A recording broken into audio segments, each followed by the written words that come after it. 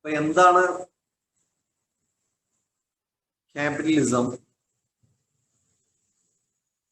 Then what is colonization?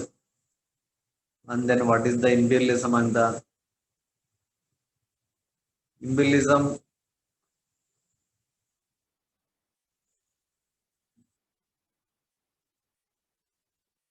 affect the colonies? ഈ ഭാഗങ്ങളൊക്കെയാണ് നമ്മൾ കഴിഞ്ഞ ക്ലാസ്സിൽ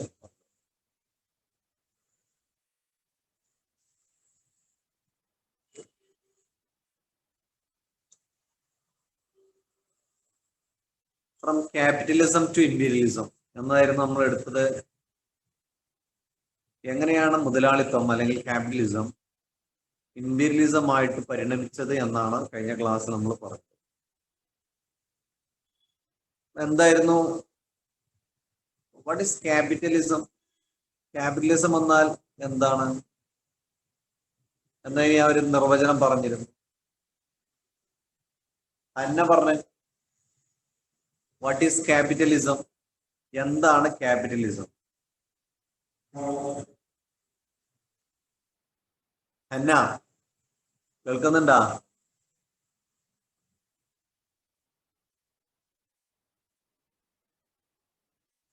അൺമ്യൂട്ട് ചെയ്തിട്ട് പറയാം. What is capitalism? എന്താണ് ക്യാപിറ്റലിസം?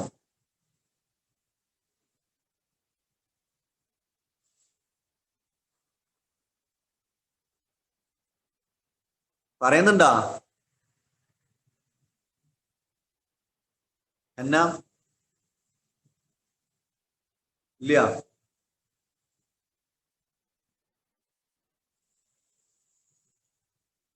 വേറെ ആര് പറയാം?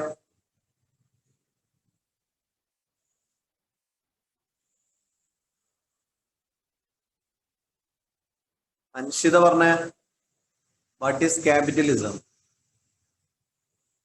അൺമ്യൂട്ട് ചെയ്യാൻ പറ്റും, നിങ്ങൾക്ക് അൺമ്യൂട്ട് ചെയ്യാം. അങ്ങനെ ഞാൻ ഓപ്ഷൻ മാറ്റി വെച്ചിട്ടുണ്ട്. അൻഷിത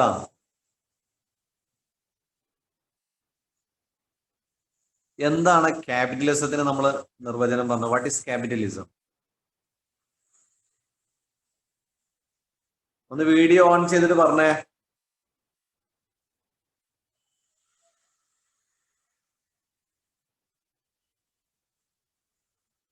എന്താണ് ഒരു The economic system yes in which production and distribution are controlled by the capitalist with the aim to increase profit is known as capitalism.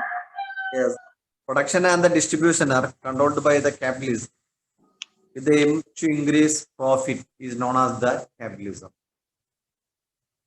Then now we discuss the capitalism expand the European countries and the capitalist nations. They search the new markets and they reach the Asian, African and Latin American colonies. Then they establish the colonies in the Asian, African, Latin American continents. These countries generally known as the colonies of these capitalist countries. ഇവരുടെ കോളനികളായിട്ട് രാജ്യങ്ങൾ മാറി. Then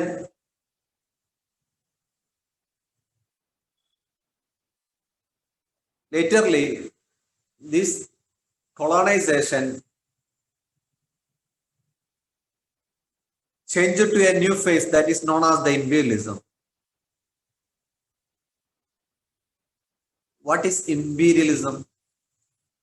എന്താണ് imperialism എന്നുകൊണ്ട് അർത്ഥമാക്കുന്നത്? രണ്ട് തരത്തിൽ ഞാൻ അതിന് നിർവചനം പറഞ്ഞിരുന്നു. എന്താണ് ഇമ്പീരിയലിസം? What is imperialism? നിയ ഫാത്തിമ എന്ന് പറഞ്ഞേ. നിയ, വാട്ട് ഈസ് ഇമ്പീരിയലിസം? അൺമ്യൂട്ട് ചെയ്യാം.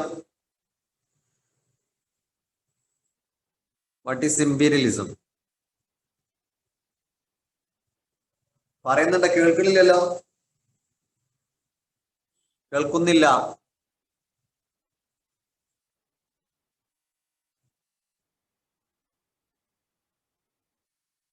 നിങ്ങളാരെയും കേൾക്കണ്ട? ഞാൻ കേൾക്കണില്ല. ആരെങ്കിലും കേൾക്കുന്നുണ്ടോ? പറയുന്നില്ല? നീ ക്ലാസ്സിലില്ലേ? അൺമ്യൂട്ട് ചെയ്ത് പറയാ, മെസ്സേജ് അയക്കേണ്ട ആവശ്യമില്ല.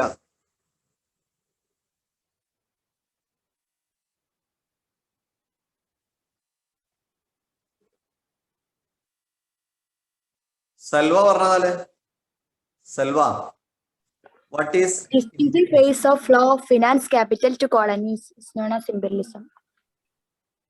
okay, the flow of the finance capital to colonies is known as the imperialism. ഞാൻ പറഞ്ഞിരുന്നു അങ്ങനെ പറഞ്ഞാലും പോരാ. What is the important feature of the imperialism? The imperialism is the stage of the flow of the capital from European capitalist countries to colonies. Then this is a system, a nation's political, economical, and cultural dominance on another nation is the important feature of the capitalism. Then how did imperialism affected the colonies?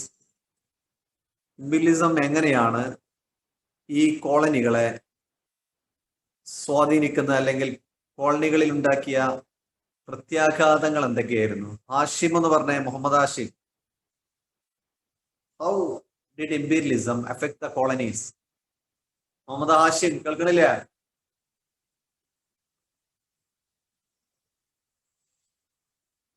Hashim, എങ്ങനെയാണ് കോളനികളെ imperialism effect ചെയ്യുന്നത്? പറയേ 4-5 points പറഞ്ഞിരുന്നല്ലോ ക്ലാസ്സിൽ. പെട്ടെന്ന് പറയണം, നമുക്ക് ടൈമില്ല, കൂടുതൽ വെയിറ്റ് ചെയ്യണ്ട, നമ്മുടെ ടോപ്പിക് തീരില്ല.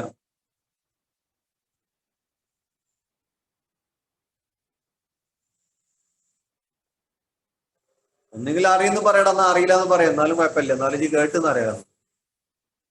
ആഷിമ് കേൾക്കുന്നുണ്ടാ?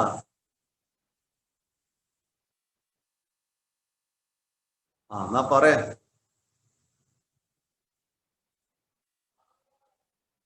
അറിയില്ല എന്നപ്പോ ഈ പറഞ്ഞ മെസ്സേജ് അയച്ചെന്താ? അറിയൂല. എന്റെ കയ്യിൽ ടെക്സ്റ്റ് ഉണ്ടാ? ഞാൻ പറഞ്ഞത് ആഷിം, ടെക്സ്റ്റ് ഉണ്ടാ? ആഷിമിന്റെ കയ്യിൽ ടെക്സ്റ്റ് ഉണ്ടോ? ഉണ്ട്. എന്നാ പേജ് നമ്പർ 31, 31ാമത്തെ പേജ് എടുത്താ. Okay, 31, page number 31, 31st page എടുത്താ. ഞാൻ അയക്കൊന്ന് നോക്കാം. അതിന്റെ സെന്ററില് how did imperialism effect the colonies. എല്ലാവരുടെ പുസ്തകത്തിലും 31st പേജ് തന്നെ അല്ലേ? 31ാമത്തെ പേജ് തന്നെ ആണോ? ആഷിം ഇപ്പൊ കണ്ടില്ലേ? ഓക്കെ, പേജ് നമ്പർ അത് തന്നെയാണ്. ആഷിം ഇനി ഒന്ന് വായിച്ചത്, how did imperialism effect the colonies. Point ആക്കി അങ്ങനെ എഴുതി വെച്ചിട്ടുണ്ടല്ലോ. അറിയില്ല, നല്ല സുഖാണ് വായിക്കാതെ. ആഷിം വായിച്ചേ?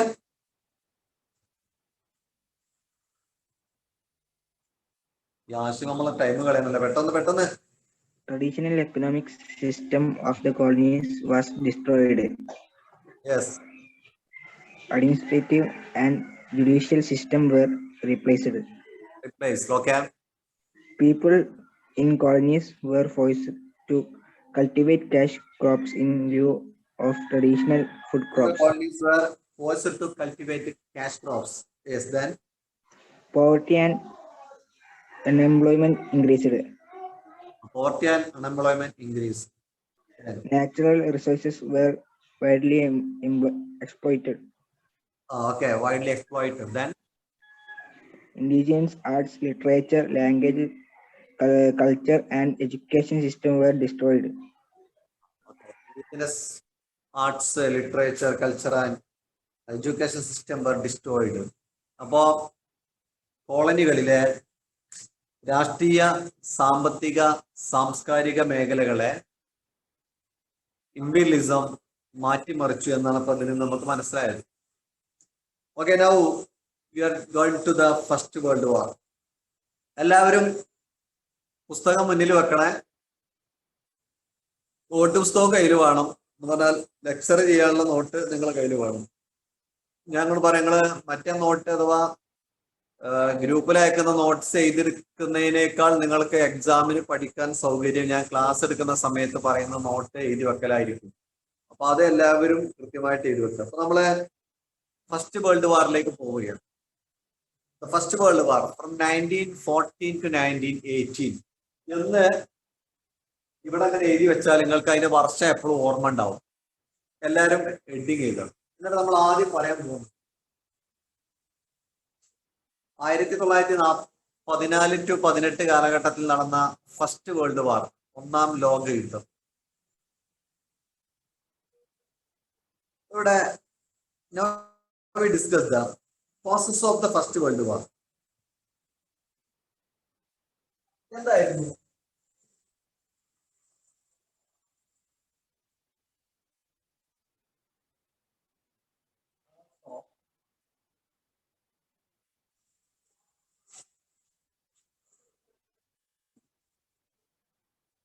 നമ്മൾ ആദ്യം അവിടെ ഡിസ്കസ് ചെയ്യുന്നത് causes of the first world വാർ. ഞാൻ ഓരോ പോയിന്റ് എഴുതും, വിശദീകരിക്കും. അപ്പൊ നിങ്ങൾ അത് പോയിന്റ് എഴുതണം. അതിന്റെ കൂടെ തന്നെ നിങ്ങൾ ആവശ്യമുണ്ടെങ്കിൽ വിശദീകരണം എഴുതും.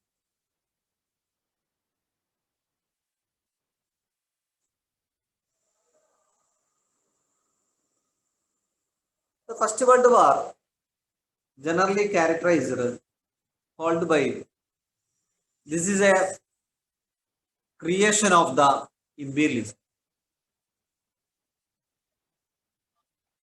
Lenin, the leader of the Bolshevik revolution in Russia, he argued the first world war is a imperialist war. The most of the causes of directly related with imperialism. So the most important cause of the first world war is imperialism. Now we discuss the European capitalist countries. They came to the colonies and they fought for the new markets and the new colonies. They won new colonies and the new markets. So the capitalist countries, there begins the competition and the conflict for the colonies. This conflict among the imperialist powers that due to the breakout of the First World War. So the most important factor or the most important cause of the First World War is the conflict among the imperialist powers. കോൺഫ്ലിക്റ്റും അതുപോലെ തന്നെ competition എന്നും പറയാം. First point എഴുതി വെക്കുക.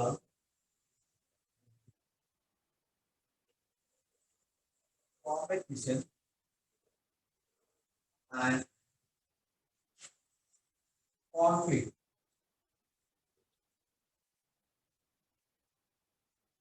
among imperialist powers. Yemen.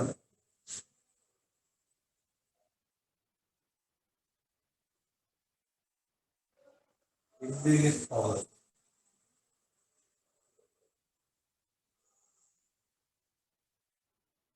The first cause of the First World War and the most important cause of the First World War is the competition and the conflict among the imperialist powers. ചുരുക്കി പറയുകയാണെങ്കിൽ competition of the imperialist powers.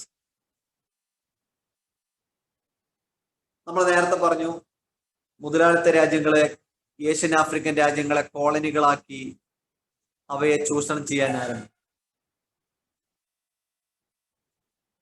ഒരു colony കിട്ടിയ European മുതലാളിത്ത രാജ്യങ്ങൾ ആ colony കൊണ്ട് തൃപ്തരായിരുന്നില്ല. പുതിയ കോളനികൾക്ക് വേണ്ടിയുള്ള മത്സരങ്ങൾ ആരംഭിച്ചു. Then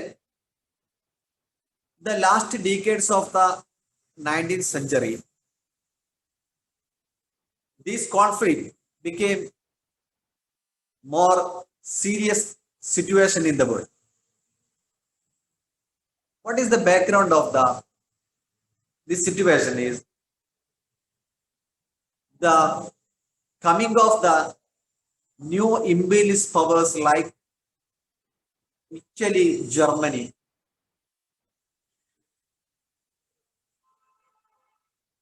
and Austria-Hungary. These type of the new nations, they came to this competition because they want new colonies. So they fought for the new colonies with the old imperialist powers like Britain, France, etc. So this situation created the more and more conflict among the imperialist powers. This conflict, this competition, laterly due to the breakout of the First World War. പറയുന്നത് sound clear ആണല്ലോ അല്ലേ? അപ്പോ first world വാറിന്റെ ഏറ്റവും പ്രധാനപ്പെട്ട കാരണം എന്ന് പറയാവുന്ന കാരണം സാമ്രാജ്യത്വ മത്സരങ്ങളാണ്. ചുരുക്കി പറഞ്ഞു, സാമ്രാജ്യത്വ മത്സരങ്ങൾ എന്ന് പറഞ്ഞാൽ ഈ പോയിന്റ് നിങ്ങൾ എഴുതി വെക്കുക. അതിന്റെ വിശദീകരണമാണ് ഇപ്പൊ പറയുന്നത്. വിശദീകരണം നിങ്ങൾ കേട്ടു വെക്കുക, ടെക്സ്റ്റ് വായിക്കുക. കുറച്ച് വിശദീകരണം കൂടുതലൊന്നും പുസ്തകത്തിൽ കൊടുത്തിട്ടില്ല, എന്നാലും നിങ്ങൾക്കൊന്ന് മനസ്സിലാവുന്ന രൂപത്തിൽ കുറച്ച് പറഞ്ഞിട്ടുണ്ടാവും. നമ്മൾ നേരത്തെ പറഞ്ഞു, മുതലാളിത്ത രാജ്യങ്ങൾ ഏഷ്യൻ ആഫ്രിക്കൻ രാജ്യങ്ങളെ കോളനികളാക്കി സാമ്രാജ്യത്വ ശക്തികൾ മത്സരങ്ങൾ ആരംഭിച്ചു.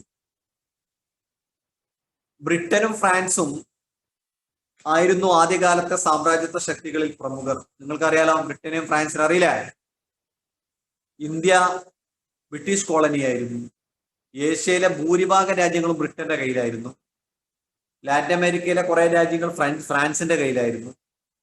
അതുപോലെ തന്നെ ആഫ്രിക്കയിൽ ഫ്രാൻസും ബ്രിട്ടനും കോളനികൾ പങ്കുവെച്ച് എടുത്തിരുന്നു.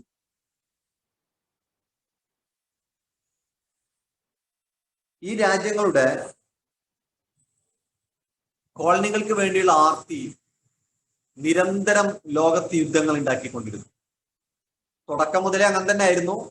നിങ്ങൾക്കറിയാം, ബ്രിട്ടനും ഫ്രാൻസും ലോകത്തിന്റെ എല്ലാ ഭാഗത്തും പരസ്പരം ഏറ്റുമുട്ടുകയായിരുന്നു ഇക്കാലത്ത്. കാരണം ആദ്യകാലത്ത് പ്രമുഖ രാജ്യങ്ങൾ ബ്രിട്ടനും ഫ്രാൻസുമായിരുന്നു. സ്പെയിനും പോർച്ചുഗലും ആദ്യകാലത്തെ ഘട്ടത്തില് സാമ്രാജ്യത്വ ശക്തികളായിട്ട് വരുന്നു. അതോടൊപ്പം തന്നെ ബ്രിട്ടനും ഫ്രാൻസും വരുന്നു. പിന്നീട് രംഗം ബ്രിട്ടനും ഫ്രാൻസും കീഴടക്കുന്നു. അവർ തമ്മിലുള്ള മത്സരം രൂക്ഷമാവുന്നു. അങ്ങനെ മത്സരിച്ച് ലോകത്തുടനീളം ബ്രിട്ടനും ഫ്രാൻസും ഇന്ത്യയിൽ തന്നെ ഒരുപാട് യുദ്ധങ്ങൾ പരസ്പരം നടത്തിയിട്ടുണ്ട്. കേട്ടിട്ടുണ്ടാവും നിങ്ങൾ, കർണാട്ടിക് വാർസ് എന്നൊക്കെ പറയുന്നത്. നമുക്ക് ഇന്ത്യ പറയുന്ന സമയത്ത് പറയാം. അനിയൻ കേൾക്കുന്നുണ്ടല്ലോ? ഓക്കെ. അപ്പോ ഈ മത്സരം നേരത്തെ തന്നെ ഉണ്ട്. അഥവാ 17-ാം നൂറ്റാണ്ട്, 18-ാം നൂറ്റാണ്ട്, 19-ാം നൂറ്റാണ്ടിലൊക്കെ ഈ മത്സരമുണ്ട്. ഇനി ഞാൻ പറയുന്നത്, പിന്നെ 20-ാം നൂറ്റാണ്ടിന്റെ പ്രാരംഭത്തിൽ, 20-ാം നൂറ്റാണ്ടിന്റെ ബിഗിനിങ്ങിലാണ് ഈ യുദ്ധം നടക്കുന്നത്. 1918 20-ാം നൂറ്റാണ്ട് അല്ലെങ്കിൽ 20th സെഞ്ചുറി പിറക്കുമ്പോഴേക്ക് ഈ രാജ്യങ്ങൾ തമ്മിൽ ഒരു വലിയ യുദ്ധത്തിന്റെ ഒരു പശ്ചാത്തലം ഉണ്ടായി കഴിഞ്ഞിരുന്നു. ഇതിന്റെ കാരണം എന്തായിരുന്നു വെച്ചാൽ, the last decades of the 19th century എന്ന് പറഞ്ഞാൽ ഏകദേശം 1880-90 കാലഘട്ടങ്ങളാകുമ്പോഴേക്ക് പുതിയ ചില സാമ്രാജ്യത്വ ശക്തികൾ കൂടി രംഗത്തേക്ക് വന്നു. അതിൽ പ്രമുഖര് ഇറ്റലിയും ജർമ്മനിയുമായിരുന്നു. അപ്പൊ ഇവര് രംഗത്തേക്ക് വരുമ്പോഴേക്ക് തന്നെ അവസ്ഥ എന്താണെന്ന് വെച്ചാൽ, ലോകത്തെ ഏറെക്കുറെ രാജ്യങ്ങളൊക്കെ ബ്രിട്ടന്റെയും ഫ്രാൻസിന്റെയും പോക്കറ്റിലായിട്ടുണ്ട്. സ്വാഭാവികമായിട്ടും വൈകി വന്ന ഇറ്റലിക്കും ജർമ്മനിക്കും പുതിയ കോളനികൾ വേണം. അവർക്ക് കോളനികൾ വേണമെങ്കിൽ നിലവിലുള്ള സാമ്രാജ്യത്വ ശക്തികളുമായിട്ട് മത്സരിക്കുകയല്ലാതെ വഴിയില്ല. കാരണം ഭൂരിഭാഗം രാജ്യങ്ങളും അപ്പോഴേക്കും ബ്രിട്ടനും ഫ്രാൻസും പോക്കറ്റിലാക്കിയിട്ടുണ്ട്. മനസ്സിലായെങ്കിൽ? സോ ദീസ് റൈവൽറി, അത് നേരത്തെ ബ്രിട്ടനും ഫ്രാൻസും മാത്രം ലോകത്ത് പലയിടത്തും നടന്നിരുന്ന യുദ്ധങ്ങള് അതിന്റെ സ്വഭാവം മാറുന്നു. ഇറ്റലിയും ജർമ്മനിയും ഒക്കെ ഇതിലേക്ക് വരുന്നതോടുകൂടി മത്സരം കൊഴുക്കുന്നു. മനസ്സിലായ? അങ്ങനെയാണ് 20-ാം നൂറ്റാണ്ട് പിറക്കുമ്പോഴേക്ക്, അഥവാ 1900 കഴിയുമ്പോഴേക്ക് ഈ മത്സരം രൂക്ഷമായ അതിശക്തമായ ഒരു യുദ്ധസമാനമായ സാഹചര്യത്തിലേക്ക് ലോകത്തെ കൊണ്ടുപോകുന്നത്. So this is the most important cause of the first world war. Really the first world war is a creation of the imperialism. അപ്പൊ യഥാർത്ഥത്തിൽ ഫസ്റ്റ് വേൾഡ് വാർ എന്ന് പറയുന്നത് യഥാർത്ഥത്തിൽ സാമ്രാജ്യത്വം ഉണ്ടാക്കിയ ഒരു യുദ്ധമായിരുന്നു. അതുകൊണ്ടാണ് പലരും, ഞാൻ നേരത്തെ പറഞ്ഞ പോലെ ലെനിനെ പോലെയുള്ള ആളുകൾ ഇംപീരിയലിസ്റ്റ് വാർ എന്നാണ് ഒന്നാം ലോക മഹായുദ്ധത്തെ വിശേഷിപ്പിക്കുന്നത് തന്നെ, സാമ്രാജ്യത്വ യുദ്ധമാണ്. അപ്പോ ഈ സാമ്രാജ്യത്വ മത്സരങ്ങൾ തന്നെയാണ് യുദ്ധത്തിന്റെ പ്രധാന കാരണം.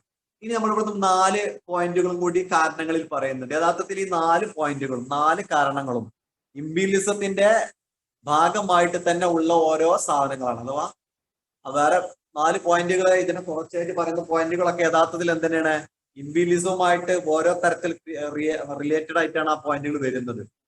അപ്പൊ അതൊക്കെ വേറെ പോയിന്റ് ആയിട്ട് തന്നെ പഠിക്കണം. എന്നാലും ഓർത്തു വെക്കുക, really the first world war is a creation of the imperialism, because the most important cause of the first world war is the competition and the conflict among the imperialist powers.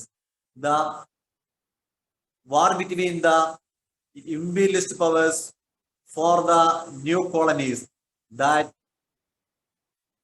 due to the breakout of the first world war.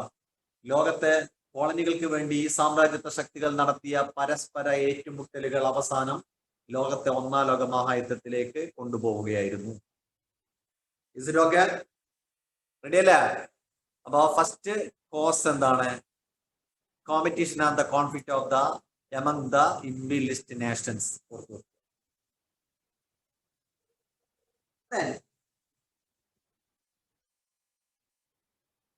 Another cause or another factor due to the breakout of the war is the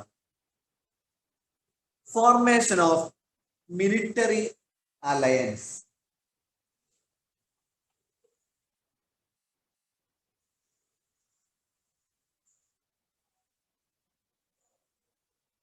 Formation of military alliance. Military alliance.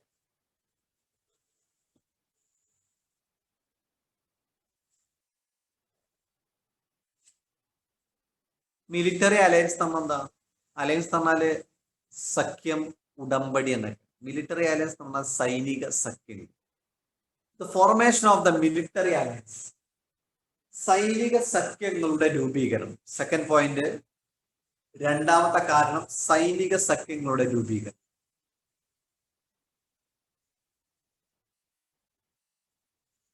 നേരത്തെ പറഞ്ഞ മത്സരങ്ങൾ ഒരു യുദ്ധത്തിലേക്ക് ലോകത്തെ കൊണ്ടുപോകുമെന്ന് സാമ്രാജ്യത്വ ശക്തികൾക്ക് അറിയാമായിരുന്നു. So they try to formate, they try to form the different alliances. What is the military alliances? സൈനിക സഖ്യം എന്ന് പറഞ്ഞാൽ എന്താണ്? മിലിറ്ററി അലയൻസ് എന്ന് പറഞ്ഞാൽ സൈനിക സഖ്യം. പരസ്പരം ഈ മത്സരം ശക്തമായി കഴിഞ്ഞു. അതോടുകൂടി എപ്പോ വേണമെങ്കിലും യുദ്ധം പൊട്ടാമെന്നുള്ള സാഹചര്യത്തിലേക്ക് ലോകം പോവുകയാണ്. സ്വാഭാവികമായിട്ടും യുദ്ധമുണ്ടായാൽ ഓരോ രാജ്യത്തിനും ഓരോ സാമ്രാജ്യത്വ ശക്തിക്കും പിടിച്ചു നിൽക്കൽ ആവശ്യമാണ്. അതുകൊണ്ട് ഓരോരുത്തരും തനിക്ക് പറ്റിയ കൂട്ടാളികളെ കണ്ടെത്താൻ തുടങ്ങി. അതാണ് നമ്മൾ അലയൻസ് എന്ന് പറയുന്നത്. മിലിറ്ററി അലയൻസ് എന്ന് പറഞ്ഞാൽ അതിന്റെ അർത്ഥം എന്താണ്? യഥാർത്ഥത്തിൽ ഒരു മിലിറ്ററി അലയൻസ് മാത്രമല്ല, ഒരു മിലിറ്ററിസം തന്നെ യൂറോപ്പിൽ ഇക്കാലത്ത് രൂപം കൊള്ളുന്നുണ്ട്. മിലിറ്ററിസം എന്ന് പറഞ്ഞാൽ ഒരു സൈനികത. എന്താണ് അതിന്റെ ഭാഗമായിരുന്നു മിലിറ്ററി അലയൻസ്.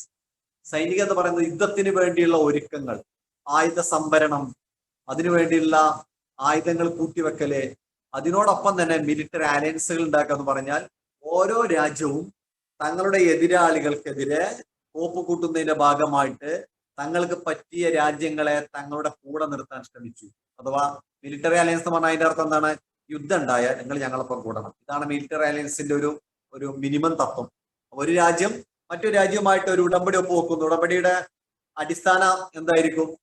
ഞങ്ങൾ വേറെ രാജ്യവുമായിട്ട് യുദ്ധം ഉണ്ടാവുമ്പോൾ നിങ്ങൾ ഞങ്ങളൊപ്പം കൂടണം. മനസ്സിലായല്ലോ? ഈ തരത്തിൽ രാജ്യങ്ങൾ തമ്മില് സഖ്യങ്ങൾ രൂപപ്പെടുത്താണ്. സാധാരണ പറയാറുണ്ട്, really a war between two small Nations, a war between the two nations that became a world war. What is the factor of the expansion of the war? സത്യത്തിൽ രണ്ട് രാജ്യങ്ങൾ തമ്മിൽ ഉണ്ടാകുന്ന യുദ്ധമാണ് എന്തായിട്ട് മാറുന്നത്? ലോക യുദ്ധമായിട്ട് മാറും. പക്ഷെ ഈ രണ്ട് രാജ്യങ്ങൾ തമ്മിലുള്ള യുദ്ധം എന്ന് പറയുമ്പോൾ എന്തായിരുന്നു അറിയോ? ഈ രണ്ട് രാജ്യങ്ങൾ രണ്ട് അലയൻസിലെ രണ്ട് രാജ്യങ്ങളായിരുന്നു. അതുകൊണ്ട് എന്ത് സംഭവിച്ചു? യുദ്ധം, രണ്ട് രാജ്യങ്ങൾ തമ്മിൽ യുദ്ധം ഉണ്ടായപ്പോ അത് നേരത്തെ പറഞ്ഞ പോലെ മിലിറ്ററി അലയൻസുകൾ നേരത്തെ ഉണ്ടാക്കി വെച്ചത് കൊണ്ട് എന്ത് സംഭവിച്ചു? ഓരോ രാജ്യത്തിന്റെ കൂടെയുള്ള ടീമും അവരെ സഹായിക്കാൻ രംഗത്തെത്തുന്നു. അപ്പൊ രണ്ട് രാജ്യങ്ങൾ തമ്മിലുള്ള യുദ്ധം എന്തായി മാറുന്നു? The war between two nations became the war between two groups. അപ്പൊ രണ്ട് ഗ്രൂപ്പുകൾ തമ്മിലുള്ള യുദ്ധമായി മാറുന്നു. അതുകൊണ്ടാണ് യുദ്ധം എന്തായി മാറിയത്? ലോക യുദ്ധമായിട്ട് മാറിയെന്ന് പറയാനുണ്ട്. കാരണം യുദ്ധത്തെ ലോക യുദ്ധമാക്കി മാറ്റിയതിന്റെ ക്രെഡിറ്റ് സത്യത്തിൽ മിലിറ്ററി അലയൻസുകൾക്കായിരുന്നു. അങ്ങനെ മിലിറ്ററി അലയൻസുകൾ രൂപം കൊള്ളുന്നു. പരീക്ഷയ്ക്ക് സ്ഥിരം എന്ന പോലെ ചോദിക്കുന്നതാണ്, ഒബ്ജക്റ്റീവായിട്ടും പിന്നെ അല്ലാതെയും. അപ്പോ രണ്ട് പ്രധാന അലയൻസുകളാണ് ഈ സമയത്ത് രൂപം കൊള്ളുന്നത്. ഒന്ന് ട്രിപ്പിൾ അലയൻസ്. ഓർത്തു നോക്കുക, രണ്ട് പ്രധാന മിലിറ്ററി അലയൻസുകളാണ്. ഞാൻ നേരത്തെ പറഞ്ഞ 19ാം നൂറ്റാണ്ടിന്റെ അവസാന ദശകങ്ങളിൽ യൂറോപ്പിൽ രൂപം കൊള്ളുന്നത്. ഒന്ന് ട്രിപ്പിൾ അലയൻസ്. ട്രിപ്പിൾ എല്ലാവരുടെ കയ്യിലും പുസ്തകം ഉണ്ടല്ലേ? ട്രിപ്പിൾ അലയൻസ്, ത്രീ കക്ഷീസ് സെക്കൻഡ്. ട്രിപ്പിൾ എന്ന് പറഞ്ഞാൽ മൂന്ന്, അറിയാലോ? ട്രിപ്പിൾ എന്ന് പറഞ്ഞാൽ മൂന്നാളുകൾ. Three Nations. ഈ മൂന്ന് രാജ്യങ്ങൾ ഏതായിരുന്നു? ഈ മൂന്ന് രാജ്യങ്ങൾ ഞാൻ നേരത്തെ പറഞ്ഞല്ലോ, ലോകത്ത് സാമ്രാജ്യത്വ മേലാളന്മാരായിട്ടുള്ള കുത്തക രാജ്യങ്ങളായിട്ട് ബ്രിട്ടനും ഫ്രാൻസും അടക്കി വാഴുന്ന സമയത്താണ് ജർമ്മനിയും ഇറ്റലിയും എന്ന് പറയുന്ന രണ്ട് രാജ്യങ്ങൾ യൂറോപ്പിൽ രൂപം കൊള്ളുന്നത് തന്നെ. ഇവര് വരുമ്പോൾ തന്നെ എല്ലാ കോളനിയും എല്ലാ രാജ്യങ്ങളും ബ്രിട്ടന്റെയും ഫ്രാൻസിന്റെയും കയ്യിലാണെന്ന് ഞാൻ പറഞ്ഞു. അതുകൊണ്ട് ഇവർക്ക് പുതിയ കോളനികൾ വേണം.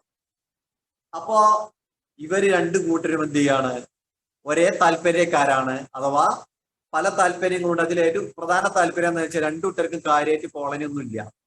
അപ്പൊ നമുക്ക് രണ്ടു കൂട്ടർക്കും കോളനി കിട്ടണമെങ്കിൽ ഈ ഏമാന്മാരുമായിട്ട്, അഥവാ ഞാൻ നേരത്തെ പറഞ്ഞ ഇവിടത്തെ നേരത്തെയുള്ള നമ്മുടെ ലോകത്തെ കുത്തക കോളനികൾ കുത്തകയാക്കി വെച്ച ബ്രിട്ടനോടും ഫ്രാൻസിനോടും തല്ലുകൂടണമെന്ന് ഇവർക്കറിയാം. അപ്പൊ അവരെന്ത് ചെയ്യാണ്? ആ ഒറ്റ താല്പര്യത്തില് ഇവർ രണ്ടു കൂട്ടരും ഒന്നായിട്ട് മാറുകയാണ് ആ സമയത്ത്. കാരണം രണ്ടു കൂട്ടരുടെയും താല്പര്യം ഒന്നായിരുന്നു, പുതിയ കോളനി എന്ന ലക്ഷ്യമായിരുന്നു. അങ്ങനെ അവരെന്ത് ചെയ്യാണ്? അവര് അവസരോചിതമായിട്ട് പുതിയ കോളനി ഉണ്ടാക്കും. ആരൊക്കെയായിരുന്നു അതിനപ്പോ ഈ രാജ്യം ഓർത്ത് വെക്കണം. ട്രിപ്പിൾ അലയൻസിലുള്ള രാജ്യങ്ങൾ ഏതൊക്കെയായിരുന്നു? മൂന്ന് രാജ്യങ്ങളാണ് ട്രിപ്പിൾ അലയൻസിൽ ഉണ്ടായിരുന്നത്. ഒന്ന് ജർമ്മനി, മറ്റൊന്ന് ഇറ്റലി,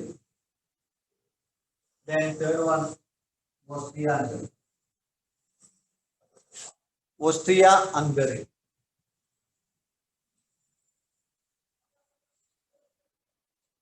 ഇത് 1914 മുമ്പുള്ള സഖ്യമാണ്. അഥവാ 1880കളിലാണ് ഇത് രൂപം കൊള്ളുന്നത്. 1818 രൂപം കൊണ്ടാണ്. പുസ്തകത്തിൽ വർഷം പഠിക്കാനില്ലാത്തതുകൊണ്ട് വർഷം അവിടെ എഴുതാത്തത്. ഇല്ലാത്ത വർഷം പഠിക്കണമല്ലോ, ഇഷ്ടം പോലെ പഠിക്കാനുണ്ടാവും. അപ്പൊ 1818 ഇത് രൂപം കൊള്ളുന്നത്. അഥവാ ആ സമയത്ത് ഓസ്ട്രിയ ഹംഗറി എന്ന് പറയുന്ന ഒരു രാജ്യമാണ്. ഇപ്പൊ ഇന്ന് ലോകത്ത് ഓസ്ട്രിയ ഹംഗറി എന്ന് പറഞ്ഞിട്ട് രണ്ടും വേറെ രാജ്യങ്ങളാണ് കേട്ടോ. അപ്പൊ അതുകൊണ്ട് കൺഫ്യൂഷൻ വേണ്ട. അഥവാ ഇത് രൂപം കൊള്ളുന്നത് 1818 1880കളിൽ രൂപം കൊള്ളുന്ന സഖ്യമാണിത്. ജർമ്മനിയും ഇറ്റലിയും ഓസ്ട്രിയ ഹംഗറിയും കൂടി എന്ത് ചെയ്യാണ്? ഒരു സഖ്യം ഉണ്ടാക്കുന്നു. അതിന്റെ പേരാണ് എന്ത്? ട്രിപ്പിൾ അലയൻസ്, ത്രികക്ഷി സഖ്യം. ഈ അലയൻസിന്റെ സ്വഭാവം, അവരുടെ രാജ്യങ്ങളുടെ സ്വഭാവം നോക്കിയാൽ നമുക്ക് പെട്ടെന്ന് പിടുത്തം കിട്ടും. ഞാൻ നിങ്ങൾക്ക് പെട്ടെന്ന് ഓർക്കാൻ വേണ്ടിയിട്ടാണ് പറയുന്നത്. പുതിയ ആൾക്കാരാണ് ഈ സഖ്യത്തിൽ ഉണ്ടായിരുന്നത്. പുതിയ ആളുകൾ എന്ന് പറയുന്നത് ഇറ്റലിയും ജർമ്മനിയും കൊളോണിയൽ മത്സരത്തിലേക്ക് പുതുതായിട്ട് കടന്നു വരികയാണ് ഓസ്ട്രിയ ഹംഗറിയും. അപ്പൊ അവരാണ് ഇതില് സഖ്യമായിട്ട് ഒരു അലയൻസ് ഉണ്ടാക്കുന്നത്. ഇവരുടെ ലക്ഷ്യം ആര് തന്നെയായിരിക്കും? ലക്ഷ്യം മറുപക്ഷത്തുള്ള ഏമാന്മാരായിട്ട് നിൽക്കുന്ന ബ്രിട്ടനും ഫ്രാൻസും അടങ്ങുന്ന ടീം തന്നെയാണ് ഇവരുടെ ലക്ഷ്യം. അങ്ങനെ ഇവര് സഖ്യം രൂപീകരിച്ചുകൊണ്ട് മിലിറ്ററിസത്തിന് ഒന്നുകൂടി എന്ത് ചെയ്തു, ശക്തി പകർന്നു. സൈനിക മത്സരങ്ങൾക്ക് വേണ്ടിയുള്ള ആയുധ സംഭരണങ്ങളൊക്കെ ഉഷാറാക്കിയിട്ട് ഈ രാജ്യം ഈ മൂന്നെണ്ണത്തിൽ ഒതുങ്ങിന്ന് കരുതരുത്, ഇവർക്ക് പറ്റിയ ടീമിനെയൊക്കെ അവരൊപ്പം കൂട്ടാൻ ശ്രമിച്ചുകൊണ്ടിരുന്നു. അപ്പോഴാണ് നമ്മുടെ പഴയ ടീം ഉണ്ടല്ലോ, അഥവാ ഞാൻ നേരത്തെ പറഞ്ഞ ആജന്മ ശത്രുക്കളായിട്ട് ലോകത്ത് പടപൊരുതുന്ന രാജ്യങ്ങളാണ് അന്ന് ബ്രിട്ടനും ഫ്രാൻസും എന്ന് പറഞ്ഞാൽ നൂറ്റാണ്ട് യുദ്ധങ്ങളൊക്കെയാണ് അവർ തമ്മിൽ നടക്കുക. 100 years വാർ, 30 years വാർ എന്നൊക്കെ പറയുന്ന യുദ്ധങ്ങൾ യൂറോപ്പിൽ നടക്കുന്നത് അക്കാലത്താണ്. അഥവാ 100 വർഷത്തോളം ബ്രിട്ടനും ഫ്രാൻസും അടങ്ങുന്ന രണ്ട് ടീമുകൾ പരസ്പരം യൂറോപ്പിൽ യുദ്ധം നടക്കുന്നുണ്ട്. അതുപോലെ വേറെ 30 years വാർ കാണാം, അതിലും ബ്രിട്ടൻ ഒരു ഭാഗത്ത് ഫ്രാൻസ് ഒരു ഭാഗത്താണ്. 30 വർഷം നീണ്ടുന്ന യുദ്ധം. ഇങ്ങനെ നിരന്തരം ഏറ്റുമുട്ടിക്കൊണ്ടിരുന്ന കക്ഷികളായിരുന്നു ആര്, ബ്രിട്ടനും ഫ്രാൻസ്. പക്ഷേ പുതിയ സാഹചര്യത്തെ അവർ തിരിച്ചറിയുകയാണ്. അഥവാ പുതുതായിട്ട് രംഗപ്രവേശനം ചെയ്ത ന്യൂ സാമ്രാജ്യത്വ ശക്തികൾ തങ്ങളുടെ കോളനികൾക്ക് ഭീഷണി ഉയർത്തുമെന്ന് കണ്ട ബ്രിട്ടനും ഫ്രാൻസും പിന്നെ അധികം ആലോചിക്കാതെ പഴയ വൈര്യവും വാശിയും ശത്രുതയും എല്ലാം സാവധാനം മറന്ന് അവരെന്ത് ചെയ്യാണ്, they formed a new alliance. This new alliance laterly known as the Triple Entente. മറ്റേ അലയൻസ് ട്രിപ്പിൾ എൻഡന്റ്. പേരിൽ ചെറിയൊരു വ്യത്യാസമുള്ളൂ. എൻഡന്റ് എന്ന് പറഞ്ഞാൽ അതിന്റെ അർത്ഥം ത്രികക്ഷി സൗഹാർദ്ദം. 3 രാജ്യങ്ങൾ തമ്മില് പുതിയൊരു സഖ്യം രൂപം കൊള്ളുന്നു. അതാരാണ്? അപ്പോ ജർമ്മനി, ഇറ്റലി, ഓസ്ട്രിയ അടങ്ങുന്ന ഓസ്ട്രിയ സഖ്യത്തിന് പകരമായിട്ട് മറുഭാഗത്ത് രൂപം കൊള്ളുന്ന സഖ്യത്തിൽ ആരംഭിക്കുന്നത് ഇതിലുള്ളത് ഞാൻ നേരത്തെ പറഞ്ഞു പഴയ സാമ്രാജ്യത്വ ശക്തികളായ ഇംഗ്ലണ്ട്, ഫ്രാൻസ്, പിന്നെ ആരംഭിക്കുന്നത് Russia.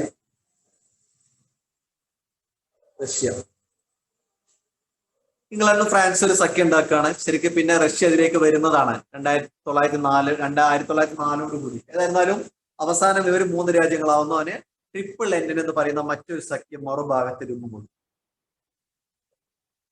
Yes.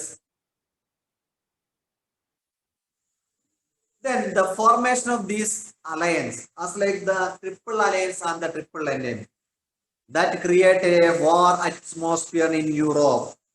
They started the manufacturing and buying the lethal weapons for the war. അപ്പൊ അവര് സഖ്യമുണ്ടാക്കി ഇങ്ങനെ അടങ്ങിയിരിക്കല്ല, സഖ്യമുണ്ടാക്കി ഇനി 3 രാജ്യത്തിൽ ഒതുങ്ങല്ല, അവർ പറ്റുന്നവരൊക്കെ ഒപ്പം കൂട്ടാൻ ശ്രമിക്കുന്നു. അതോടൊപ്പം ആയുധങ്ങൾ സംഭരിച്ചു കൂട്ടുന്നു. ആയുധ കമ്പനികള് യൂറോപ്പിൽ ഉദയം ചെയ്യുന്നു. അങ്ങനെ ആയുധ കമ്പനികളുടെ സഹകരണത്തോടു കൂടി ആയുധങ്ങള് കൂട്ടി വെക്കുന്ന പരിപാടികൾ ആരംഭിച്ചു. ഇതാണ് യഥാർത്ഥത്തിൽ യുദ്ധത്തെ എന്താക്കി മാറ്റുന്നത്, ഒരു ലോക യുദ്ധമാക്കി മാറ്റുന്നത്. ഞാൻ പറഞ്ഞ പോലെ 2 രാജ്യങ്ങൾ, ഇതിലുള്ള ഓസ്ട്രിയയും അപ്പുറത്ത് കിടക്കുന്ന ടീമിലെ ഭാഗത്തുള്ള സെർബിയ എന്ന് പറയുന്ന രാജ്യം തമ്മിൽ ഒരു യുദ്ധം ഉണ്ടായതാണ്. അതെന്തായിട്ട് മാറി? 2 അലയൻസ് തമ്മിൽ യുദ്ധമായി. അലയൻസിനോട് കൂടെ ലോകരാജ്യങ്ങളെ അണിചേരുന്നതോടെ 2 ഗ്രൂപ്പുകൾ തമ്മിലുള്ള യുദ്ധമായിട്ട് മാറുന്നു. അതൊരു ലോക യുദ്ധമായിട്ട് പരിണമിക്കും. ഓക്കെ, അപ്പൊ ഇവിടെ പരീക്ഷയ്ക്ക് ഒബ്ജക്റ്റീവ് പ്രത്യേകിച്ച് ഓർത്ത് വെക്കുക. The triple alliance that include the Germany, Italy and Austria, Hungary. Same time, Triple Entente was formed by the Britain, France and Russia, or England, France and Russia. Is it okay? ടെക്സ്റ്റില് നല്ലൊരു flow chart കൊടുത്തിട്ടുണ്ട്, ഓർത്ത് വെക്കാൻ പ്രയാസമൊന്നുമില്ല. അപ്പൊ ഇതോടുകൂടി ഞാൻ പറഞ്ഞ എന്താണ് ഇതിന്റെ പ്രാധാന്യം എന്താണെന്ന് വെച്ചാൽ, യഥാർത്ഥത്തിൽ ഈ 1ാം ലോക യുദ്ധം സംഭവിക്കുന്നത് ഈ അലയൻസ് ഫോർമേഷൻ കാരണമാണ്. അഥവാ മുൻകൂട്ടി ടീംസ് ഉണ്ടാക്കി വെച്ചത് കൊണ്ടാണ് എന്തായത്, അടി വന്നപ്പോ ടീമുകൾ തമ്മിലുള്ള അടിയായിട്ട് മാറുന്നത്, അഥവാ ടീമുകൾ തമ്മിലുള്ള യുദ്ധമായിട്ട് മാറുന്നത് ലോക യുദ്ധമായിട്ട് മാറും. അപ്പൊ യുദ്ധത്തിന്റെ കാരണങ്ങൾ പറഞ്ഞു വരികയാണ് നമ്മൾ. 2ാമത്തെ കാരണം formation of the military alliances and the manufacturing and buying the weapons. Then there are strategies that use the colonial powers or the imperialist powers for the war. ഇനി കേവലം സഖ്യമുണ്ടാക്കിയതിൽ മാത്രം തൃപ്തരായിരുന്നില്ല സാമ്രാജ്യത്വ ശക്തികൾ. അതോടൊപ്പം തന്നെ സഖ്യങ്ങൾ ഉണ്ടാക്കുന്നതോടൊപ്പം തന്നെ യുദ്ധത്തെ വിജയിപ്പിച്ചെടുക്കാൻ വേണ്ട പല തരത്തിലുള്ള സ്ട്രാറ്റജികളും അവർ ഉപയോഗിച്ചിരുന്നു. അഥവാ യുദ്ധത്തിലെ രാജ്യത്തെ ജനങ്ങളുടെ പങ്കാളിത്തം കിട്ടാനും അതുപോലെ തന്നെ ജനങ്ങളെ യുദ്ധഭ്രാന്തന്മാരാക്കി മാറ്റാനും ഒക്കെയുള്ള തന്ത്രങ്ങൾ സാമ്രാജ്യത്വ ശക്തികൾ ആലോചിച്ചുകൊണ്ടിരുന്നു. അതിന്റെ ഫലമായിട്ട് അവർ ഉപയോഗിച്ച ഏറ്റവും പ്രധാനപ്പെട്ട ഒരു ടെക്നിക്, ഒരു സ്ട്രാറ്റജി, ഒരു പക്ഷെ ഇന്നും പല ഫാസിസ്റ്റ് രാജ്യങ്ങളും ഉപയോഗിക്കാൻ ശ്രമിക്കുന്ന സ്ട്രാറ്റജിയാണത്. എന്താണത്? Aggressive nationalism. Third point, aggressive nationalism.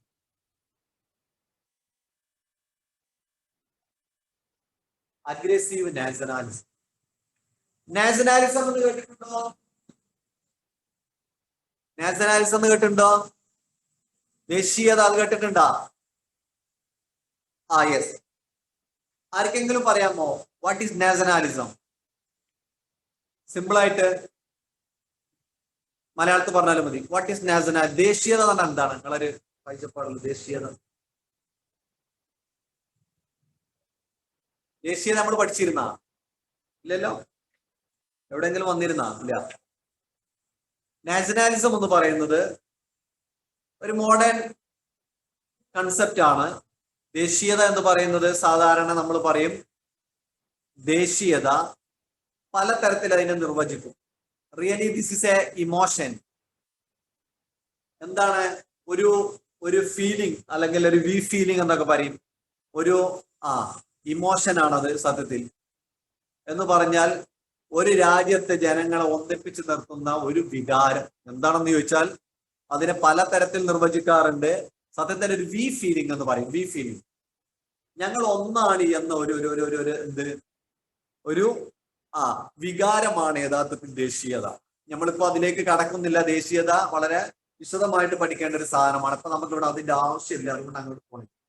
പക്ഷെ ഇവിടെ പഠിക്കുന്നത് കേവല ദേശീയതയല്ല. ഇവിടെ പറയുന്നത് അഗ്രസീവ് നാഷണാലിസം അഥവാ ആക്രമണോത്സുകമായ, എന്ത് കറക്റ്റ് പറയാം, അല്ലെങ്കിൽ തീവ്രമായ ദേശീയത. What is aggressive nationalism? The European imperialist powers, they want the support of their one people. They want to the support of their one people. So they try to create the nationalism in a fiercest stage. This nationalism is known as the aggressive nationalism. What is aggressive nationalism എന്ന് ചോദിച്ചാൽ നമുക്ക് പലതരത്തിൽ അതിനെ പറയാം. The European imperialist powers, they used nationalism as a tool to invade their neighboring nations and the colonies. This nationalism is known as the aggressive nationalism. ഒന്നുകൂടി പറയാൻ ശ്രദ്ധിക്കുക. The European imperialist powers, they use nationalism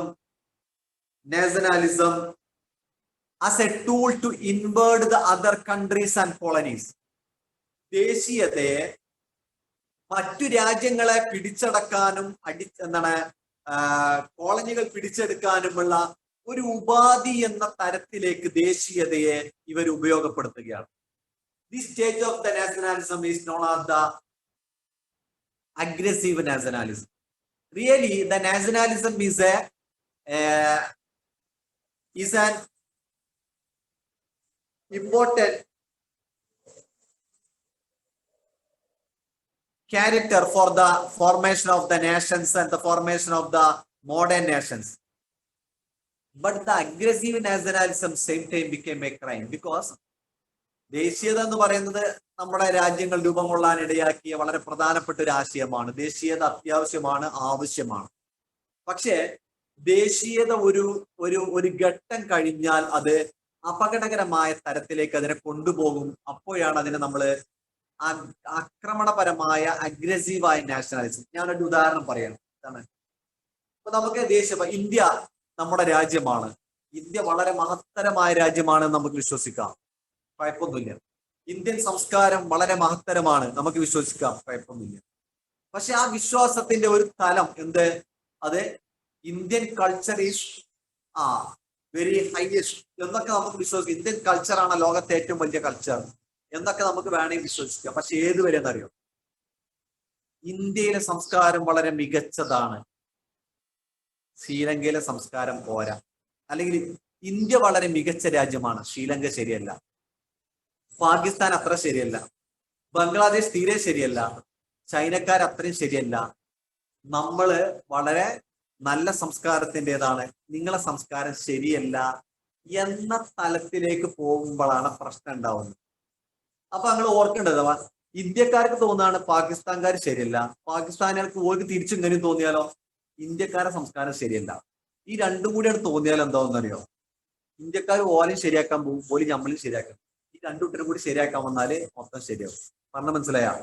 അഥവാ ദേശീയത അത്യാവശ്യമാണ്, nationalism എന്താണ് അത്യാവശ്യമാണ്, അനിവാര്യമാണ്. പക്ഷെ അത് ഒരു തലം കടന്നു പോയാൽ അത് അഗ്രസീവ് ആയിട്ടുള്ള ഒരു തലത്തിലേക്ക് വരും. അഥവാ അതാണ് യൂറോപ്പിൽ ഈ സമയത്ത് സംഭവിച്ചത്. അപ്പൊ ഇവിടെ ഓർത്തു വെക്കുക, ഇതിന്റെ ധാരാളം നിർവചനങ്ങൾ പറയാറുണ്ട്. ഞാൻ അതിന്റെ ഷോർട്ടായിട്ട് നിർവചനം പറഞ്ഞു തരാൻ. The European imperialist powers they used the nationalism as a tool to invert the neighboring nations and the colonies. അയൽ രാജ്യങ്ങളും കോളനികളും പിടിച്ചടക്കാനുള്ള ഒരു മാർഗം എന്ന നിലയിലേക്ക് ദേശീയതയെ കൊണ്ടുപോയി. അഥവാ ഇത് ജനങ്ങളെ സത്യത്തിൽ എന്താണ്, ജനങ്ങളെ പറഞ്ഞിട്ട് തരിപ്പിക്കറ്റുന്ന ഒരു പരിപാടി എന്ന് പറയാൻ നമുക്ക്, നമ്മളെ മലയാളത്തിൽ പറയുകയാണെങ്കിൽ ജനങ്ങളെ ഓരോ രാജ്യവും ഇപ്പോ ഇറ്റലിക്കാര് ഇറ്റലിയുടെ മാത്രം കണ്ട് പറയാൻ തുടങ്ങി. ഇറ്റലി എന്ന് പറഞ്ഞാൽ എന്താ സാധനം എന്നറിയോ? നമ്മൾ പണ്ട് ആരായിരുന്നു മക്കളെ? നമ്മൾ പണ്ട് റോമൻ സാമ്രാജ്യമായിരുന്നു. പിന്നെ നമ്മളാണ് യൂറോപ്പ് മൊത്തം ഭരിച്ചിരുന്നത്. എന്നിട്ടിപ്പോ നമ്മൾ ഇങ്ങനെ ഇരുന്നാൽ മതി. ഏത് തരത്തിലേക്ക് അവരുടെ ഭൂതകാലത്തിന്റെ മഹത്വവും മറ്റുമൊക്കെ പറഞ്ഞ് ജനങ്ങൾ എന്ത് ചെയ്യുക, ഒരു പ്രത്യേകമായ ലെവലിലേക്ക് കൊണ്ടുപോവുക. അത് എന്തായി മാറുന്നു? അത് ഒരു ഘട്ടം എത്തിയാൽ അത് അയൽ രാജ്യങ്ങളോടുള്ള എതിർപ്പിനും അയൽ രാജ്യങ്ങളോടുള്ള പകയും വിദ്വേഷവും ഉണ്ടാക്കാൻ കാരണമാവുന്നു. അങ്ങനെ വരുമ്പോ അയൽ രാജ്യങ്ങൾ ആക്രമിക്കാൻ അത് കാരണമാവുന്നു.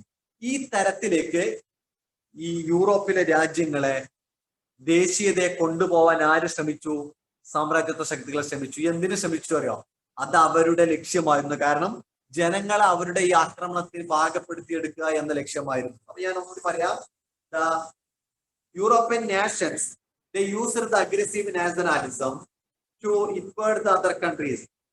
They aggressive nationalists, they considered their one nations as the supreme and justified whatever be the action of their nation. ഇത് അതിന്റെ വേറെ അസുഖമാണ്. അഥവാ ഞങ്ങളുടെ രാജ്യമാണ് മഹത്തരം എന്ന് മാത്രമല്ല, തങ്ങളുടെ രാജ്യം എന്ത് ചെയ്താലും അത് ശരിയാണ് എന്ന തരത്തിൽ അവരുടെ കാഴ്ചപ്പാട് മാറുന്നു. അപ്പൊ നമ്മൾ ചെയ്യുന്നതൊക്കെ ശരിയാണ്, മറ്റുള്ളവർ ചെയ്യുന്നതൊന്നും ശരിയല്ല. അപ്പൊ മറ്റുള്ളവരെ ശരിയാക്കാൻ പോകും. അപ്പൊ രണ്ടു കൂട്ടരും കൂടി ശരിയാവും. മനസ്സിലായല്ലോ? ഇങ്ങനെയുള്ള ഒരു തലത്തിലേക്ക് നാഷണാലിസത്തെ കൊണ്ടുപോകുന്നു.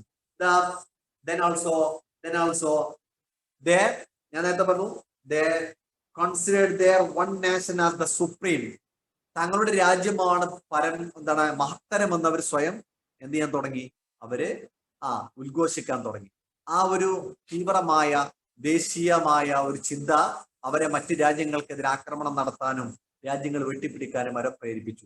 ഇനി മാത്രമല്ല, ശ്രദ്ധിക്കുക, ഈ ദേശീയത അഗ്രസീവ് നാഷണാലിസം ഉയർന്നു വന്നത് മാത്രമല്ല, there are many movements that develop and the various movements in Europe such as the Pan-Slav movement, Pan-German movement, revenge movement were broke out in Europe at different countries.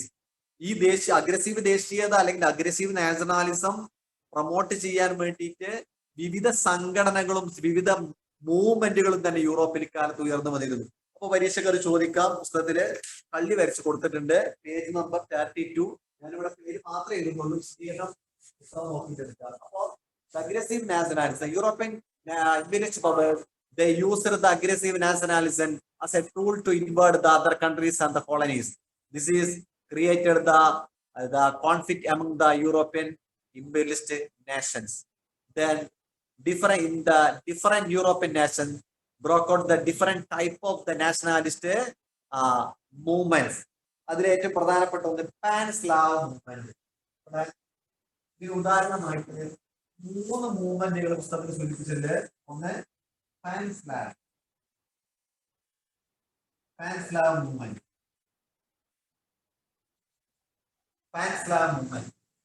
then Pan-German movement,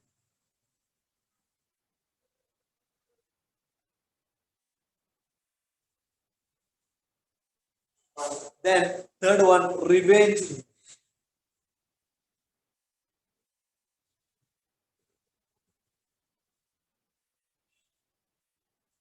ഇനി രണ്ടെണ്ണം പേര് കേട്ടാൽ തന്നെ മനസ്സിലാവും. Pan Slav movement. എന്താ പറയുക pan Slav എന്ന് പറഞ്ഞാല്? സ്ലാവ് എന്ന് പറയുന്നത് ഒരു വംശമാണ്. സ്ലാവ് അഥവാ ഈസ്റ്റേൺ യൂറോപ്പിലെ രാജ്യങ്ങളിലൊക്കെ ഏകദേശം ഈ വംശക്കാരാണുള്ളത്. പ്രത്യേകിച്ച് റഷ്യക്കാര് പാൻ വംശജരാണ്. അതുപോലെ തന്നെ റഷ്യയോട് സമീപത്ത് കിടക്കുന്ന കുറെ രാജ്യങ്ങൾ, ചെറിയ ചെറിയ രാജ്യങ്ങൾ, ഹംഗറി, അതുപോലെ തന്നെ സെർബിയ, അങ്ങനെ തുടങ്ങിയ രാജ്യങ്ങൾ, ബൾഗേറിയ, ഗ്രീസ്, ഈ തുടങ്ങിയ പ്രദേശങ്ങളിലൊക്കെ ജനങ്ങൾ ഏറെക്കുറെ പാൻ വംശത്തിൽ നിന്ന് വരുന്നവരാണ്. ഈ വംശീയതയുടെ അടിസ്ഥാനത്തിൽ എന്ത് ചെയ്യാണ്, ഒരു വിശാല എന്താണ് നാഷണാലിസം ക്രിയേറ്റ് ചെയ്യാൻ ആര് താല്പര്യപ്പെടുകയാണ്? റഷ്യ. കാരണം എന്താ?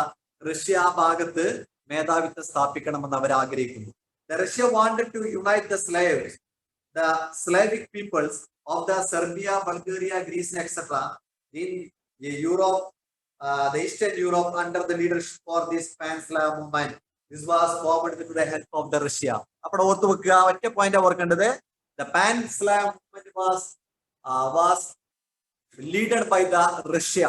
അപ്പൊ പാൻ-സ്ലാവ് മൂവ്മെന്റ് ആരാണ് ലീഡ് ചെയ്തത്? റഷ്യ.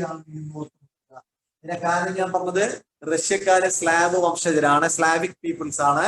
സ്ലാവിക് പീപ്പിൾസ് ഉള്ള യൂറോപ്പിലെ, ഈസ്റ്റേൺ യൂറോപ്പിലെ രാജ്യങ്ങളിലെ ജനങ്ങളെ ഒന്നിച്ച് ഒരു ടീമാക്കി മാറ്റിയെടുത്ത് തങ്ങളുടെ സാമ്രാജ്യത്വ താല്പര്യങ്ങളെ സംരക്ഷിക്കാമെന്നായിരുന്നു റഷ്യയുടെ താല്പര്യം.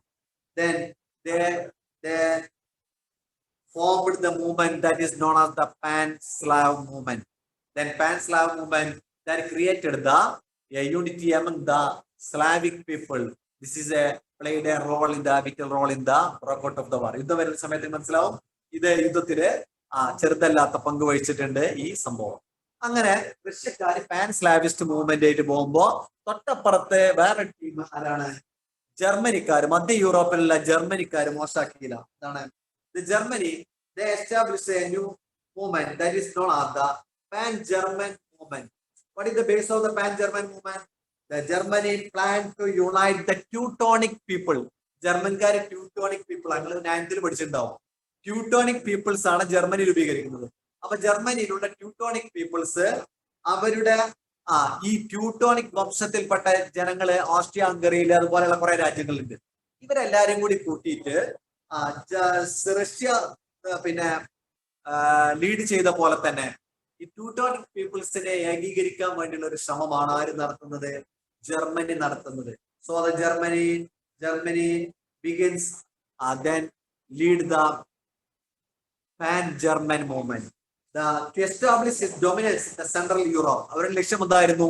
മധ്യ യൂറോപ്പിൽ ജർമ്മനിയുടെ മേധാവിത്വം ഉറപ്പിക്കുക എന്ന ലക്ഷ്യത്തോടെ ജർമ്മനി പാൻ ജർമ്മൻ മൂവ്മെന്റ് എന്ന് പറയുന്ന ഒരു മൂവ്മെന്റിന് നേതൃത്വം നൽകി. ഇതൊക്കെ ദേശീയതയുടെ സ്വഭാവമുള്ള ഓരോ മൂവ്മെന്റുകളായിരുന്നു. ഓക്കെ, നമ്മളെ ടൈം അവസാനിക്കാൻ പോണേ. നമുക്ക് ഈ പറഞ്ഞ ഭാഗം കൂടെ കംപ്ലീറ്റ് ചെയ്യണം. അപ്പൊ then ഇനി അപ്പുറത്തൊരു സാധനം കാണാം, റിവെഞ്ച് മൂവ്മെന്റ്. ഇവിടെ ഞങ്ങൾ ഈ മൂവ്മെന്റ്സ് പഠിക്കുമ്പോൾ പ്രത്യേകിച്ച് ഓർത്ത് വെക്കേണ്ടത്, ഇത് ഏത് രാജ്യങ്ങളാണ് പ്രൊമോട്ട് ചെയ്തത് എന്ന് പരീക്ഷയ്ക്ക് ചോദിക്കാറുണ്ട്. Pan-Slav movement was promoted by Russia. Same time the Pan-German movement പേര് ജർമ്മനി കിട്ടും. ആരാണ്? ജർമ്മനി എന്ന് അവിടെ ഉള്ളത് കൊണ്ട് പെട്ടെന്ന് ഓർത്തു വെക്കാം. Pan-German movement was leaded by Germany. Same time then another movement that was brought out in France, that is known as the revenge movement. ഫ്രാൻസിൽ ഒരു മൂവ്മെന്റ് പേരാണെന്ന് അറിയോ? എന്താ? റിവേഞ്ച് എന്ന് പറഞ്ഞാൽ എന്താ അറിയോ? പ്രതികാരം. ആരോടെ പ്രതികാരം തരാം നിങ്ങൾക്ക്? ജർമ്മനിയോട്. അഥവാ ജർമ്മനിയോട് പ്രതികാരം ചെയ്യണമെന്നായിരുന്നു ഫ്രാൻസിലെ ജനങ്ങളുടെ വല്ലാത്ത മോഹം. അതിന് കാരണമുണ്ട്. ഈ 1871 പിന്നെ ഫ്രാങ്കോ പ്രഷ്യൻ വാർ എന്ന് പറയുന്ന ഒരു വലിയ യുദ്ധം നടന്നു. അത് ജർമ്മനി എന്ന് പറയുന്ന രാജ്യം രൂപം കൊള്ളുന്ന സമയത്ത് നടക്കുന്ന യുദ്ധമാണ്. നിങ്ങളിപ്പോ പഠിക്കാൻ പോണ്ട. അപ്പൊ ഈ ഫ്രാങ്കോ പ്രഷ്യൻ യുദ്ധത്തില് ജർമ്മനി ആരെ തോൽപ്പിക്കുകയാണ്? ഫ്രാൻസിനെ തോൽപ്പിക്കുകയാണ്. അങ്ങനെയാണ് ജർമ്മനി ഏകീകരിച്ച് ജർമ്മനി എന്ന് പറയുന്ന രാജ്യം വരുന്നത്. ഇതിന്റെ അവസാനത്തെ യുദ്ധമാണ്. അപ്പോ ഈ യുദ്ധത്തിൽ, ഫ്രാങ്കോ പ്രഷ്യൻ യുദ്ധത്തില് ജർമ്മനി ഫ്രാൻസിനെ തോൽപ്പിച്ചു എന്ന് മാത്രമല്ല, എന്താ അറിയോ? ഫ്രാൻസിന്റെ വളരെ പ്രധാനപ്പെട്ട ചില സമ്പന്നമായ അൽസേസ് ലോറൈൻ തുടങ്ങിയ ചില ഖനി മേഖലകൾ ആര് കൈയടക്കിയിരുന്നു? ജർമ്മനി കൈയടക്കിയിരുന്നു. ഇത് ഫ്രഞ്ചുകാർക്ക് വല്ലാത്ത ഒരു ക്ഷീണം ഉണ്ടാക്കിയിരുന്നു. സോ അവിടുത്തെ കൊടുത്ത് കാണാം. In 1871 Germany occupied the Alsace Lorraine, the territories that were under the control of the France. This movement want to revenge against Germany. അഥവാ ജർമ്മനി അൽസൈസ് ലോറൻസ് പിടിച്ചെടുത്തതിലുള്ള പ്രതികാരം തീർക്കണമെന്ന് ആവശ്യപ്പെട്ടുകൊണ്ട് ഫ്രാൻസിലെ ജനങ്ങളെ തരിപ്പിക്കേറ്റാൻ വേണ്ടി, മനസ്സിലാണ് നിങ്ങൾക്ക്, ജനങ്ങളെ എന്ത് ചെയ്യാ, ഫ്രാൻസിലെ ജനങ്ങളെ ജർമ്മനിക്കെതിരെ ഇളക്കി വിടുന്നതിന് വേണ്ടിയിട്ട് ഉയർന്നു വന്ന, ജർമ്മനി ബോധപൂർവം തന്നെ ജർമ്മനിയിലെ ഭരണാധികാരികൾ സപ്പോർട്ട് ചെയ്തിട്ട് ഉയർത്തിക്കൊണ്ടുവന്ന മൂവ്മെന്റ് ആണ്. ഫ്രാൻസിന് ജർമ്മനിക്കെതിരെ ഫ്രാൻസിലെ ജനങ്ങളെ ഉയർത്തിക്കൊണ്ടുവരിക എന്ന ലക്ഷ്യത്തോടെ ഫ്രഞ്ച് ഭരണകൂടം തന്നെ സപ്പോർട്ട് ചെയ്തിട്ട് വരുന്ന മൂവ്മെന്റ് ആണ് റിവേഞ്ച് മൂവ്മെന്റ്. ഇതൊക്കെ യുദ്ധത്തിന്റെ ഓരോ ഘട്ടത്തിൽ രസകരമായ ഓരോ പോയിന്റില് ഇത് വളരെ കൃത്യമായിട്ട് എന്ത് ചെയ്യുന്നുണ്ട്, യുദ്ധത്തില് പ്ലേ ചെയ്യുന്നത് കാണാം. അഥവാ യുദ്ധത്തിൽ ഈ സംഗതികളൊക്കെ കൃത്യമായിട്ട് പല സമയത്തായിട്ട് കളിക്കുന്നത് കാണാം. യുദ്ധത്തിൽ ഇതൊക്കെ ശ്രദ്ധേയമായ പങ്കുവഹിച്ചു എന്ന് പറയാം. ഓക്കെ, അപ്പോൾ the revenge movement was leaded by the France. What is the interest of the France? The France want to revenge against the Germany for the Franco-Prussian war in 1871. 1871 Franco Prussian യുദ്ധത്തിന് പ്രതികാരം ചെയ്യണമെന്നതായിരുന്നു ആരുടെ, ഈ ഫ്രഞ്ചുകാരുടെ ഒരു വലിയ മോഹം. ഇങ്ങനെ the imperialist nations, they used the different type of strategies to create the war situation and the conflict against their enemies. തങ്ങളുടെ ശത്രുക്കൾക്കെതിരെയുള്ള ഈ വിരോധം വർദ്ധിപ്പിക്കാൻ വേണ്ടി പലയിടങ്ങളിലായിട്ട് പല തരത്തിൽ അവരെന്ത് ചെയ്തുകൊണ്ടിരുന്നു, ഈ മത്സരങ്ങൾ നടത്തിക്കൊണ്ടിരുന്നു. ഇങ്ങനെ നമ്മള് യുദ്ധത്തിലേക്ക് ഇങ്ങനെ പോയിക്കൊണ്ടിരിക്കുകയാണ്. നമ്മുടെ ടൈം ഇങ്ങനെ അവസാനിക്കാൻ പോവുകയാണ്. നമ്മളിപ്പോ 3 പോയിന്റ് പറഞ്ഞു. ഇനി നമുക്ക് 2 പോയിന്റിലൂടെ യുദ്ധത്തിലേക്ക് കടക്കാം. അതെന്തായിരുന്നാലും ഇന്നത്തെ ക്ലാസ്സിൽ നടക്കില്ല. ഓക്കെ, നമ്മൾ ഇതുവരെ പറഞ്ഞ് ഒന്ന് റിമൈൻഡ് ചെയ്യുകയാണ്. അപ്പോ യെസ്, ഇതുവരെ പറഞ്ഞ എല്ലാവർക്കും മനസ്സിലായ ആ സംഗതി? ഇത് മനസ്സിലാവുമ്പോഴേ യുദ്ധം ഒരു ത്രില്ല് ഉണ്ടാവുള്ളൂ കേട്ടാ, അല്ലെങ്കിൽ യുദ്ധത്തിന് ഒരു റേഞ്ച് എത്തൂല. മനസ്സിലായല്ലോ? യുദ്ധം വളരെ മനോഹരമായിട്ട് പഠിക്കൽ നമ്മളെ ലക്ഷ്യമല്ല. പക്ഷെ യുദ്ധം നിങ്ങൾക്ക് പഠിക്കുമ്പോൾ ഒരു ത്രില്ല് വേണമെങ്കിൽ അതിന്റെ കാരണങ്ങളൊക്കെ എന്ത് ചെയ്യണം, അതിന്റെ രൂപത്തില് ഉണ്ടാകണം. അപ്പോഴാണ് അത് യുദ്ധത്തിന്റെ ബ്രോക്കൗട്ടിൽ അത് നമുക്ക് മനസ്സിലാവുള്ളൂ. യുദ്ധം വിശാലമായിട്ട് നമുക്ക് പഠിക്കാനൊന്നുമില്ല.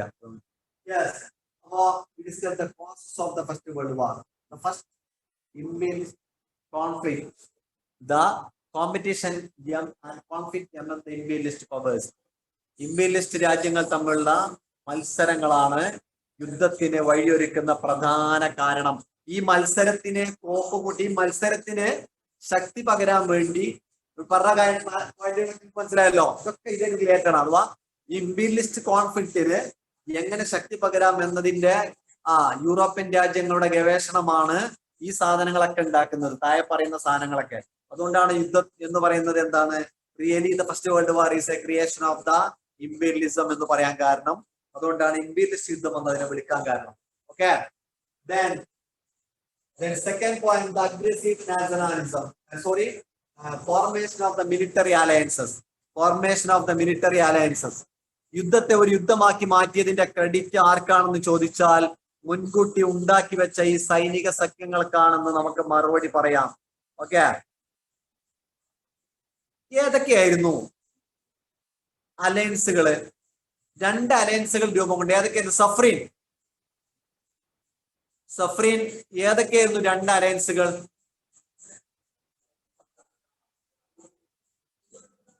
What are the major military alliances that formed at the eve of the First World War? യുദ്ധത്തിന്റെ പശ്ചാത്തലത്തിൽ യൂറോപ്പിൽ രൂപം കൊണ്ട 2 പ്രധാന സൈനിക സഖ്യങ്ങൾ ഏതൊക്കെയായിരുന്നു? ചോദിക്കുന്ന ആൾക്കാർ പറയണട്ടെ. നിങ്ങൾ അറിയില്ല എന്ന് പറയണം. അറിയില്ല എന്ന് പറഞ്ഞാലപ്പോൾ ഞാൻ പറഞ്ഞത് കേൾക്കണില്ലേ? ഹാഷിം പറഞ്ഞ. ഹാഷിം ഏതാണ് 2 ഇമ്പോർട്ടന്റ് അലയൻസസ്? യൂറോപ്പിൽ രൂപം കൊണ്ട 2 അലയൻസുകൾ ഏതൊക്കെയാണ്?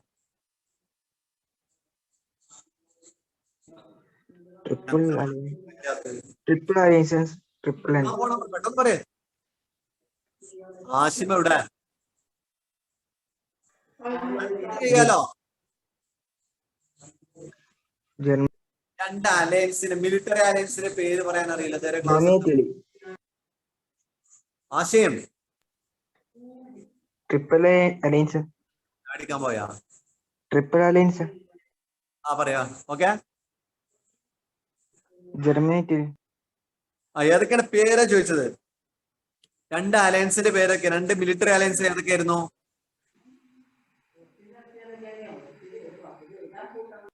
പെട്ടെന്ന് പറയണ. ഏതൊക്കെയാണ് രണ്ട് മിലിറ്ററി അലയൻസസ്? Germany, Italy. ആ,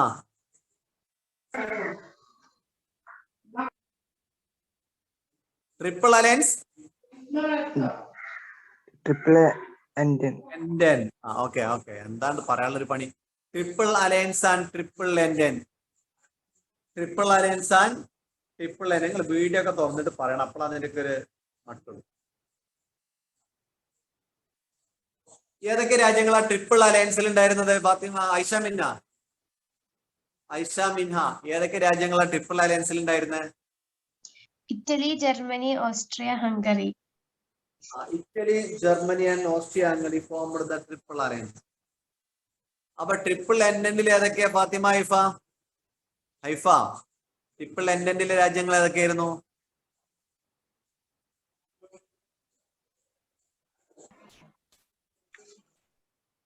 England, France, Russia. England, France, Russia. ഇതിന് മാറരുത്. 3 മാർക്ക് വരെ കിട്ടാൻ സാധ്യതയുണ്ട് എന്ന് പറഞ്ഞാൽ ഇടക്കിടക്ക് സിമ്പിൾ ആയിട്ട് ചോദിക്കുന്ന ഒരു ചോദ്യമാണിത്. ഓക്കെ, അപ്പോ the formation of the military alliances for the most important factor due to the breakout of the first world war. യുദ്ധത്തിന്റെ മറ്റൊരു കാരണങ്ങളിൽ പ്രധാനപ്പെട്ട ഒന്ന് ഇതാണ്. തേർഡ് പോയിന്റ് എന്താ പറഞ്ഞത്? Aggressive nationalism. അഗ്രസീവ് നാഷണാലിസത്തിന്റെ ഭാഗമായിട്ട് നിരവധി മൂവ്മെന്റ്സുകൾ യൂറോപ്പിൽ വന്നു. സൽവ, ഏതൊക്കെയായിരുന്നു മൂവ്മെന്റ്സുകൾ? Aggressive Pan-Slav movement, Pan-German movement, revenge. Pan German movement, pan Slav movement and revenge movement. Revenge മൂവ്മെന്റിന് നേതൃത്വം നൽകിയ രാജ്യം ഏതായിരുന്നു? Fatima, Noora. Revenge movement leaded by Noora P K.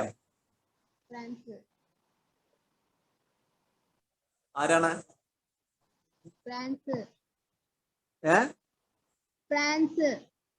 Yes, sound കേൾക്കുന്നില്ല. France. The revenge movement was led by France. Pan-Slav movement of Shahana. Pan-Slav movement. Russia. Russia. അത് മാറുന്നില്ല. അത് രണ്ടാണ് ഇടയ്ക്കിടയ്ക്ക് വരാറുള്ളത്. കാരണം പാൻ ജർമ്മൻ എന്നുള്ളിൽ ജർമ്മനി എന്ന് പറഞ്ഞ പേരുണ്ട്, അതുകൊണ്ട് ചോദിക്കൂല. പാൻ സ്ലാവ്, റിവേഞ്ച് മൂവ്മെന്റ്, ഇത് രണ്ടാണ് ആ കാര്യം ചോദിക്കുക. കാരണം അതിൽ മറ്റിന്റെ പേര് പാൻ ജർമ്മൻ എന്ന് പറഞ്ഞാൽ ജർമ്മനി നിങ്ങൾക്ക് പെട്ടെന്ന് കിട്ടുമല്ലോ. അതുകൊണ്ട് പാൻ സ്ലാവ് എന്നതും റിവേഞ്ച് മൂവ്മെന്റ് എന്നതായിരിക്കും പരീക്ഷയ്ക്ക് പൊതുവെ ചോദിക്കാറുള്ളത്. ശ്രദ്ധിക്കുക. പാൻ സ്ലാവ് മൂവ്മെന്റ് റഷ്യയും റിവേഞ്ച് മൂവ്മെന്റ് ഫ്രാൻസുമായിരുന്നു. പാൻ ജർമ്മൻ മൂവ്മെന്റ് ജർമ്മനിയാണ്. ഓക്കെ, അപ്പോ ഇത്രയും നമുക്ക് ഓർക്കാം. ഇത് നന്നായിട്ട് വായിക്കുക. ടെക്സ്റ്റിൽ തന്നെ ഇതിനൊന്നും നോട്ട്സ് എഴുതേണ്ട ആവശ്യമില്ലാത്ത രൂപത്തിൽ നിങ്ങൾക്ക് ടെക്സ്റ്റിൽ തന്നെ നോട്ട് എഴുതാവുന്ന രൂപത്തിൽ വളരെ ഷോർട്ട് ആയിട്ട് ടെക്സ്റ്റിലുള്ളത്. അപ്പൊ ഏതായിരുന്നാലും ഓർത്ത് വെക്കുക, അടുത്ത ക്ലാസ് നമുക്ക് ഇതിന്റെ തുടർച്ച, യുദ്ധം അവസാനിപ്പിക്കണം. ഇതും അടുത്ത കാരണങ്ങളും യുദ്ധത്തിന്റെ അവസാനം അടുത്ത ക്ലാസ്സിൽ നമുക്ക് കംപ്ലീറ്റ് ചെയ്യാം. ഓക്കെ.